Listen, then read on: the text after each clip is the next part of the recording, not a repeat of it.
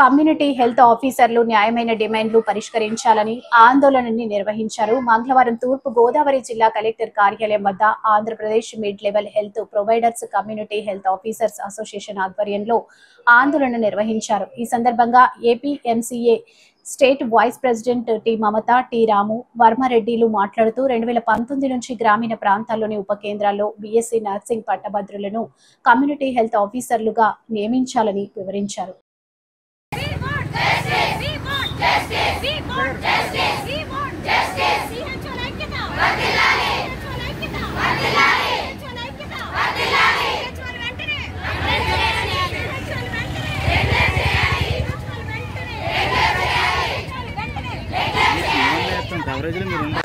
Road మీదకి వచ్చి నిరసన తెలపడం గల కారణం ఏంటంటే గత 6 సంవత్సరాల ముందు నుంచి కూడా మా కొత్తగా పోస్ట్ క్రియేట్ చేసి సెంట్రల్ గవర్నమెంట్ మోడీ గారు ప్రతి గ్రామీణ ప్రాంతం అనేది ఆరోగ్యంగా ఉండాలి అని చెప్పి ప్రతి ఏజెన్సీ మారుమూల ప్రాంతాల్లో ప్రతి ఒక్కరు కూడా ఆరోగ్య భద్రత కల్పించాలని చెప్పి ఈ పోస్ట్ అనేది కొత్తగా క్రియేట్ చేసి ఈవేళ ప్రతి ఒక్కరికి కూడా ఆరోగ్యం అనేది నిజంగా అందరూ ఆరోగ్యంగా ఉండాలి అని చెప్పి మా యొక్క పోస్ట్ని తీసి కొత్తగా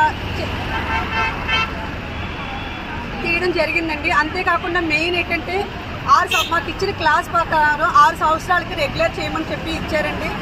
అలాగే మాకు దయచేసి మా దాంట్లో 80% 180% ఆడవాళ్ళే వర్క్ చేయడం అండి ఇందులోని.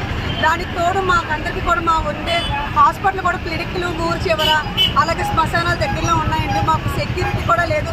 కనీసం ఎవరైనా వచ్చి ఏం చేసినా కూడా తిరిగి మాట్లాడే వాళ్ళు కూడా లేరండి.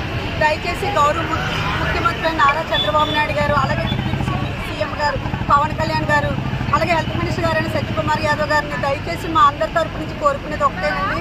మా అందరికీ కూడా మెయిన్ 6 సంవత్సరాలు నిన్న ప్రతి ఒక్కరిని కూడా రెగ్యులర్ చేసి, అలాగే చాలామంది నిజంగా ప్రతి ఒక్క కూలి పని చేసుకున్నాడు కూడా ప్రతి 6 నెలలకి పీడీ అనేది పెరుగుతుందండి. మేము ఏం పాపం చేసుకున్నామండి. అందరూ కూడా చదువుకొని కూడా ఈవేళ ఇలాంటి పరిస్థితి కనీసం రూపాయి జీతం అనేది పెరగకుండా ఉంది. గత 6 సంవత్సరాల నుంచి ఇదే పరిస్థితి అండి మాకు.